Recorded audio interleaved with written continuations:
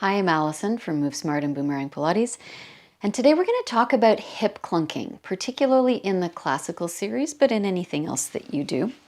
So if you experience kind of a clicking or a clunking sensation in your hip when you circle your leg or when you go into a leg extension and fold, this is not actually normal, and you don't actually have to have that happen if you've been told it's just part of moving. It's not. We have strategies.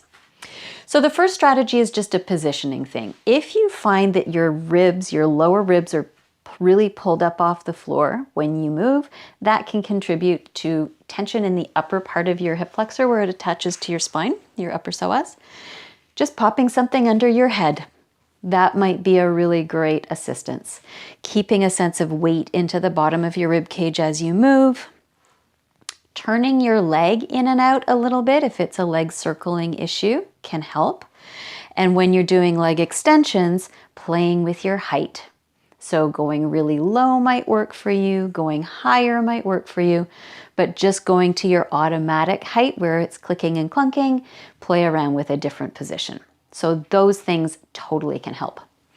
Doing some passive movement in the joint can also be really helpful. So a stretchy band or a yoga strap.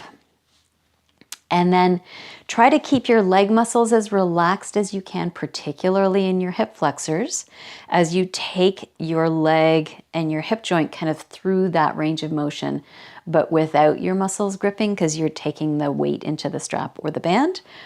Same thing in extension. I like a yoga strap here rather than a band because I can really take the load off my leg and hip muscles. You'll need to keep a little bit of effort if you're using a stretchy band because otherwise your leg will fall to the floor. So those are a couple of pre-movement strategies that can take away some of that clicking and clunking. And now let's look at some next bits. So I like to cycle through a combination of release and work and stretch because we need all three of those components for really good, strong, healthy muscles. So the first one we'll do is a release, where you want to take your body into a position where your upper psoas muscles can relax. So you want to have something under your shoulders and then something under your head. You bring your legs down flat on the floor and you just hang out. You want to be in a position where you feel very comfortable and relaxed, and where, again, the kind of the bottom of your rib cage can just settle down onto the floor with no stress, no tension, no gripping or forcing. And then you just hang out here for a few minutes, 2 minutes, 10 minutes, whatever you've got, to allow the muscles that connect your legs to your pelvis and to your spine to chill out at the upper level. So whatever kind of time you have available for that is your starting point. And then we're going to add some work. So I would say if you're a hip clunker, you probably want to experiment with keeping something behind your head. Then we add some work. You take a block or a ball or a cushion or even just your hand and your knee, and you pull in with both your hand and your knee. You're trying to work your hip flexors. So see if you can keep your pelvis level on the floor so there's no butt tucking. And push your hand into the block and pull your knee into the block pretty much as hard as you can. You can let your foot be relaxed and then hold for 20 to 30 seconds and then relax.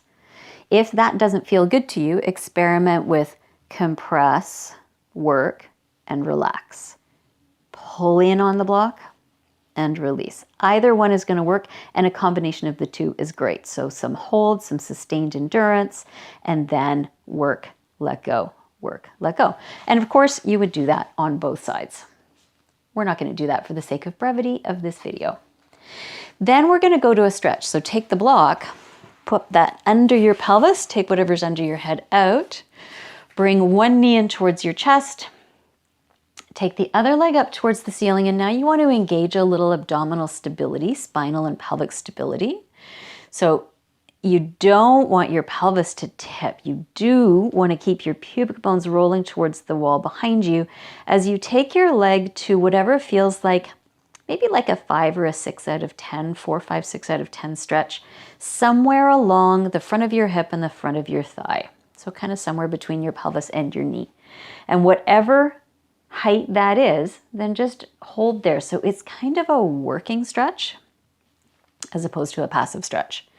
You can also, again, if that doesn't feel great to stay in one place, slide your leg down until you hit that 5 out of 10 spot, hold for a breath, come back up. If your hamstrings are tight, you can bend your knee as you come back up towards the ceiling and straighten as you go to the floor.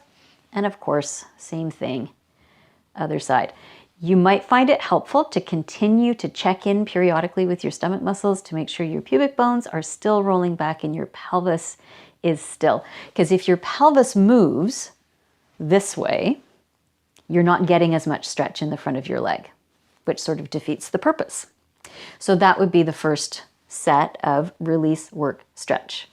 And then you go to a chair or a sofa or a coffee table or some other item that you can rest your calf muscles on, rest your shins on,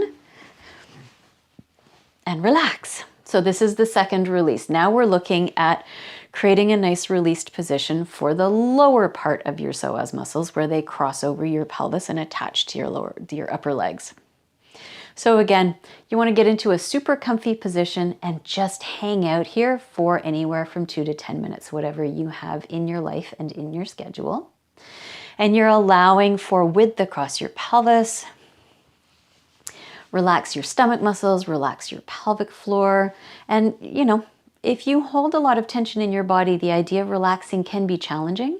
So you're just doing the best you can, right? You ask your brain to ask your body to let go of whatever unnecessary tension you are holding.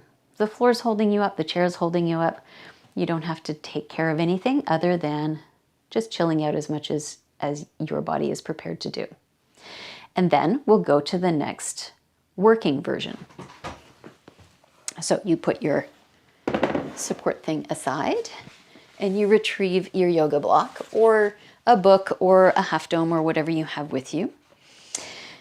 Put both legs on one side of the block, lean back on your hands, and then think of a nice straight line from your pelvis to the crown of your head, and you want to keep your pelvis and your trunk really still, and then use your leg muscles, use your hip flexors and your thighs to lift and cross over the block or the book or the ball and come back to center.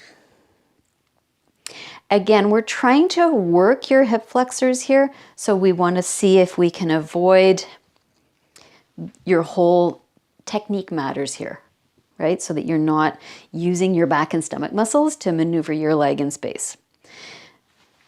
The farther down you go, the more space you have and the more accessible this move is. The higher up you go, the harder it gets. Playing around with flexing and pointing your ankle will change it. So feel free to explore different variations that work better or worse for you. And then we go to the final stretch.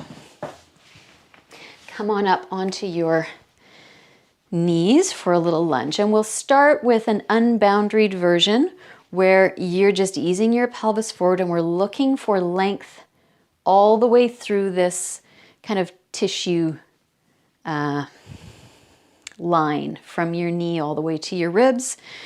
This would not be kind of an alignment version. This would be more of a fascial connective tissue version of a lunge where we're letting your spine and your pelvis and your thigh bone all move. You are going to a place that feels good and productive and useful for you. Everybody's range is different, so that might be like this for you, and that would be great. Again, 4, 5, 6 out of 10 in terms of stretch, not 9 out of 10, no discomfort in your back. And then the next version would be the boundaried version where you're going to, same as with the lying down, you're going to engage your stomach muscles and roll your pubic bones forward a little bit so that it becomes a really tiny stretch. It's much more work. It's a more working stretch. You want to use your hip muscles to keep you stable this way. You're using your stomach muscles to keep you stable this way. You keep your ribs dropping down. And the leading forward part is your pubic bones. and everything else. So you can see it's very tiny, right? It's a really small movement, but it's very, very profoundly impactful to this very important part of the front of your hip.